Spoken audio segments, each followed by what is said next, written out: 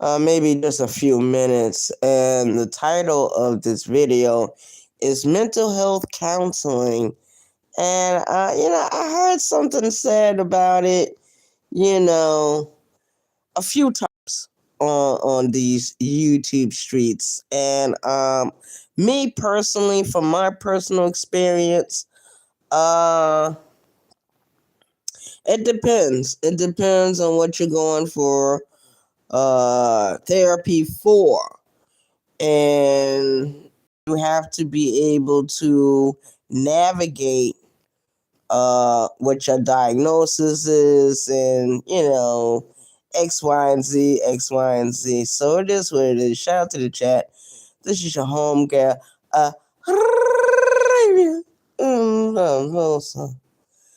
yeah, it's true. A lot of people do come to the YouTubes and other social media platforms, people that are suffering from some kind of mental illness, some kind of emotional disturbance.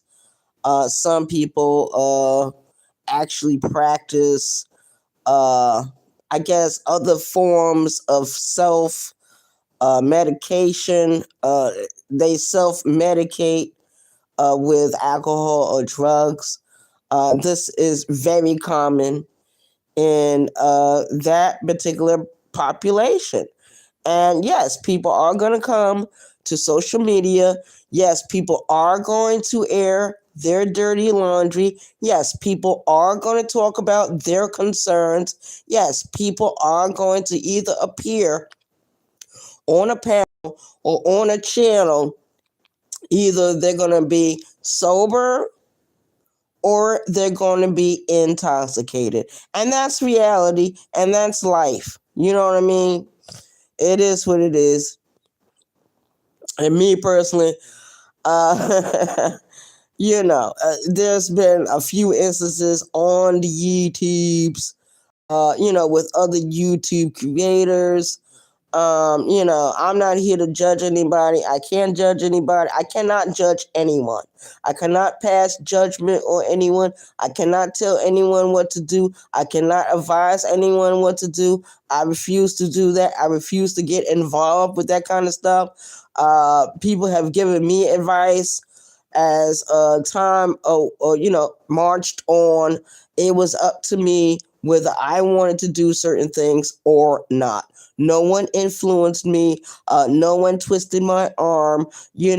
Some things did happen where certain changes had to have happened. So it is what it is.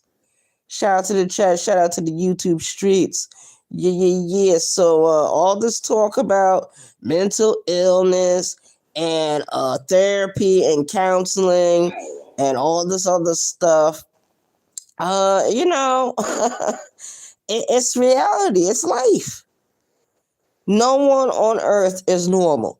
No one on earth has a healthy concept of who they are. How many people know who they really are? And I'm not talking about what your first name is. I'm not talking about what your last name is. I'm not talking about who your parents are. I'm not talking about who your grandparents are. I'm not talking about your childhood. I'm not talking about what's presently going on in your life. I'm not talking about what you plan on doing in the very near future.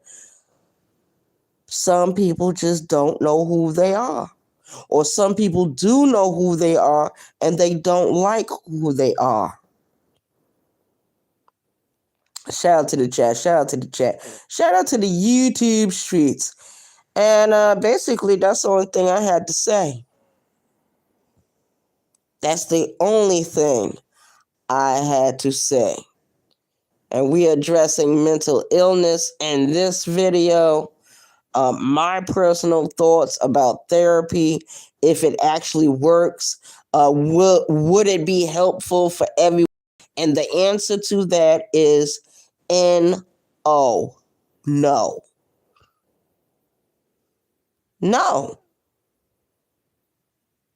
No. Absolutely not. Therapy is not for everyone. Seeing a psychiatrist is not for everyone. Seeing a psychologist is not for everyone. Talking to a social worker is not for everyone. Telling your personal physician, your personal care physician, everything that's going on in your life, it doesn't work for everyone. Because your personal physician is going to recommend that you go see a therapist. That there are programs open, like outpatient programs, inpatient programs. And my advice to anyone, like if they are actually seeking true mental health assistance in any form, is not to go to an outpatient program, to go to an inpatient program. Inpatient. But a lot of places, and this is what people don't tell you, a lot of places are not going to treat certain mental illnesses. They're not going to treat you. I don't know how many times I told the story about how for years, and I'm going to put I can't put a disclaimer. I'm going to tell my story. I don't know how many times I have talked about my past in such a way where I talked about self-mutilation, self-harm. What happened when those instances happened? What kind of treatment did I get after certain things carried on? And I'm telling you, whether I'm in New York or whether I'm in South Carolina or any place in the United States, they do not like to treat people with borderline personality disorder. They don't like to treat people with major depression recurrent. They don't like to treat people who have bipolar, maniac disorder, 1 or 2. And they don't like to treat people that have schizophrenia. So it's like 5 different categories, 5 different mental illnesses that they will tell you is very difficult for them to treat. There is no treatment. Everyone wants you to be on medication. What if you decide you don't want to be on medication? You know what I mean? So there's a lot of misinformation going on the YouTubes on how people should handle their own mental illness, their own emotional shortcomings, or whatever the case may be. Everyone is human. Everyone makes mistakes. Nobody can tell anybody what to do, how to do, what kind of number to call. Nobody can do that. People have to make a conscious decision. I remember a few years ago, there was a friend of mine. He went to the hospital because he was physically injured. You know what I mean? He got into some kind of tussle, some kind of issue at the job or whatever. He became physically injured. He went to the hospital that evening. He did not return. He ended up going to a facility outside of Charleston, South Carolina. He stayed at that facility for 3 months. 3 months. After the 3 months was up, it was up to him whether he chose to do whatever he wanted to do with his life.